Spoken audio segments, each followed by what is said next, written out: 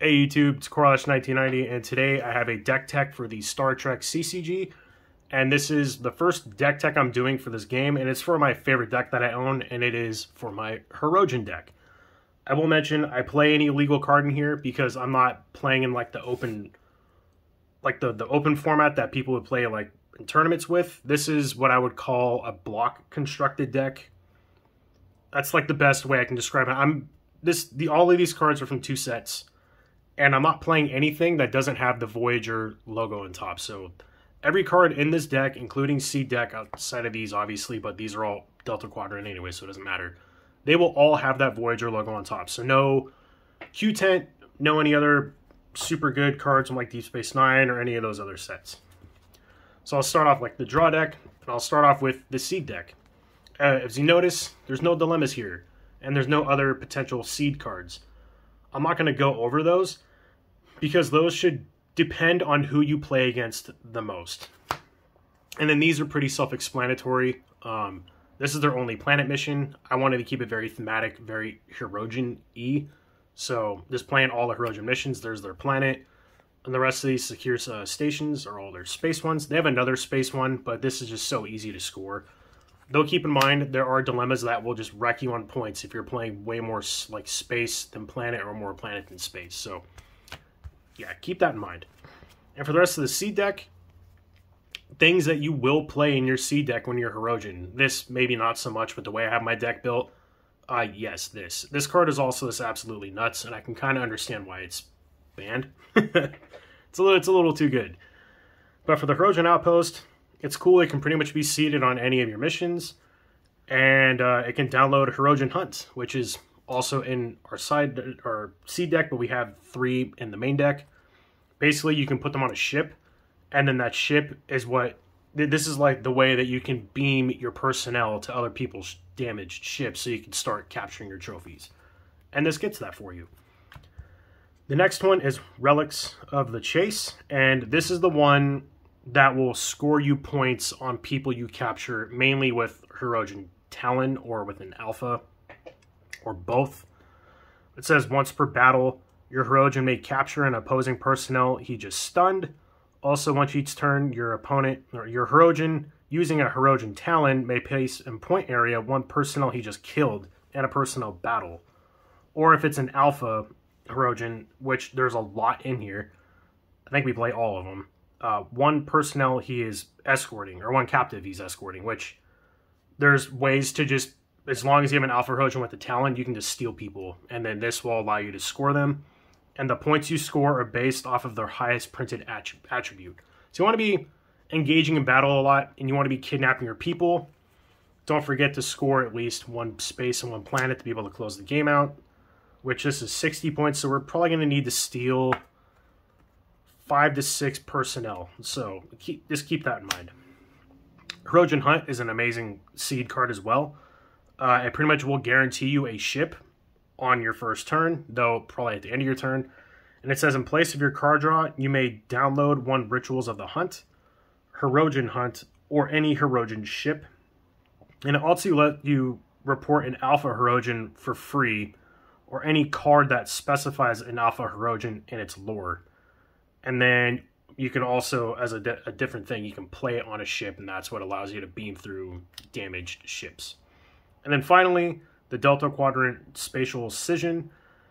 This card's so good for Delta Quadrant decks. It lets you have doubles of all your unique Delta Quadrant personnel and ships in play. And if you have a unique character in play, you can discard another copy of it from your hand, and you buff all of their attributes by +2, you're allowed to play 2 cards that turn, and you draw 2 cards at the end of the turn. Insane. This card's so good. So all of our unique personnel, which I think every one of our personnel is unique, we play 3 copies of it. 2 to have in play, and the third one is the discard to get 2 card plays and 2 card draws, and the buffing stats doesn't really matter. The Hirogen have very, very high stats as it is. So that is the Seed deck. I'll just put that up here. So to start things off, I'm going to break the deck down into chunks. Here's the ships. Personnel, there's quite a bit of the 50 card draw deck. There's that many personnel. if you're playing Q's tent, a lot of this would go into the Q's tent, so you'd probably have at least a 40 card deck. And equipment, and pretty much just everything else. So for the ships, I play 3 Venetic Hunter and 1 Hunting Vessel, and there's a reason why I'm playing the 1 Hunting Vessel and also the 1 Divert Power. Venetic Hunter is a very good ship. It has range 9, 10 weapons, and 12 shields. And it's normal staffing stuff, holodeck tractor beam. You can have multiples of them out. They're universal. The thing is, the reason why I'm playing the Hunting Vessel, which is a far weaker ship but easier to staff with 7 X weapons and shields 9, X equals 7 plus the number of your other staffed Hirogen ships, is that with 10 weapons, in order to damage a ship, you need to have greater weapons than their shields. A lot of other ships in this game have 10 shields, so having 2 ships together to shoot at it to then be able to get on, and then with 12 shields they'll probably damage this thing, whatever, you don't really care. This is how you're able to beat past that 10 plus shield range.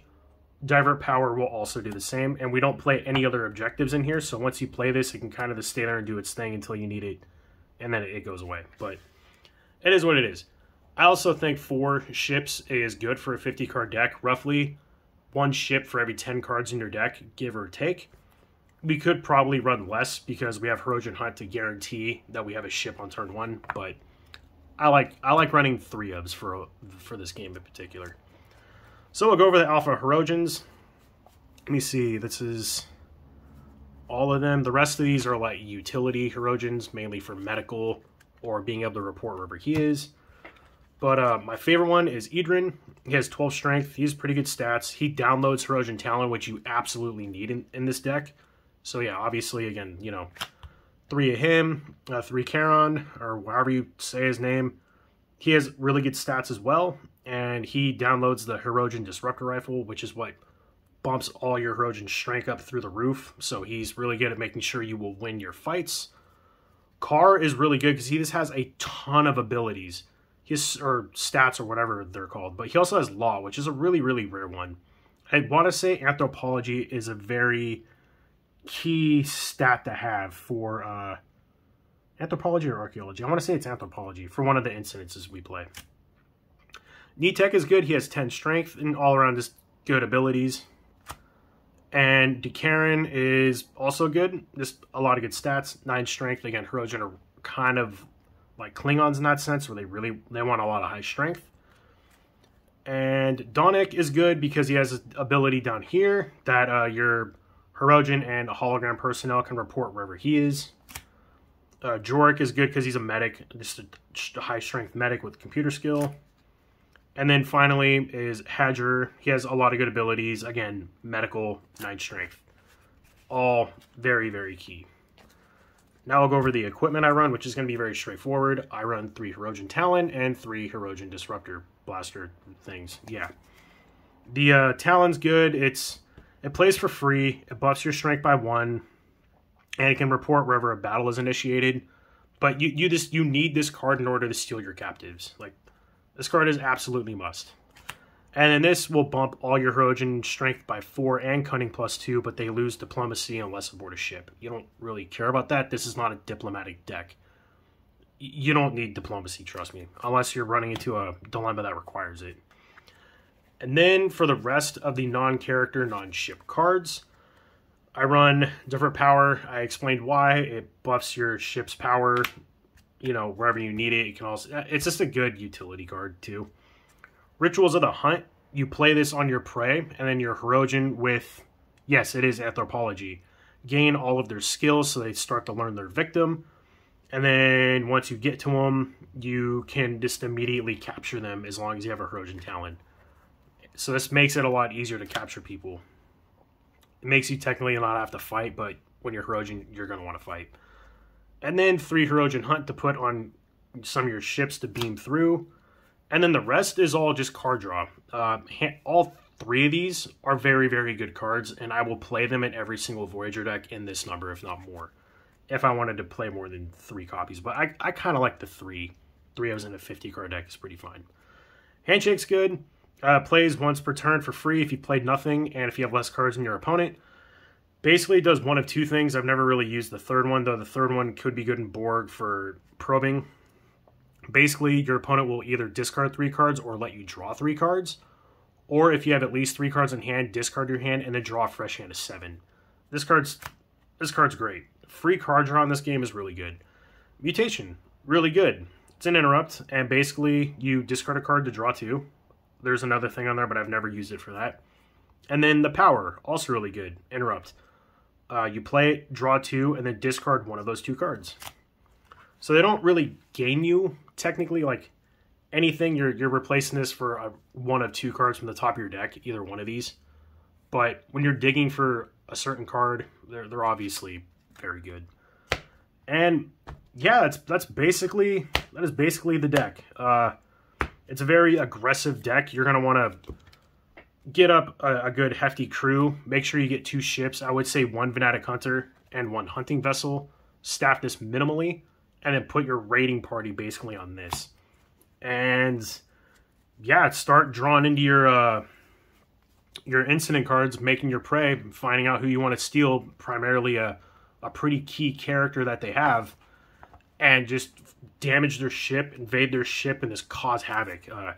This deck's awesome. It's very consistent with the numbers that I have, because I max out all my copies of everything.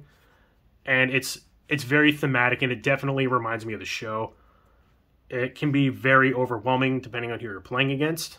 I've gotten my Hirogen, all my Hirogen, up to like 28 strength, and just killing anyone I came in contact with. It's kind of a bully deck, but then again, they're not really heroes, right? They're kind of like anti-hero, almost villainous kind of people. But I love this deck, and I've been working on this deck for about 1.5 years, and I finally got it to a point where I'm comfortable with it. Again, I like the block format. It means more thematic styled games versus using the ban list and running a bunch of all these other broken cards from all these other formats. So if you have any ideas for this or suggestions, I'm always open to them, but let me know in the comments down below. Thank you all for watching. Make sure to like, comment, subscribe. Thank you for the people who have been subscribing. Again, once I hit past 100, I'll start doing random giveaways. And I will mention, I will never monetize my channel. I can't stand ads. I'm not doing this channel to make money. I'm just creating content that I myself couldn't really find easily. So I'm hoping to put more of it out there for everyone else. But again, thank you all for watching, and I'll catch you all next time.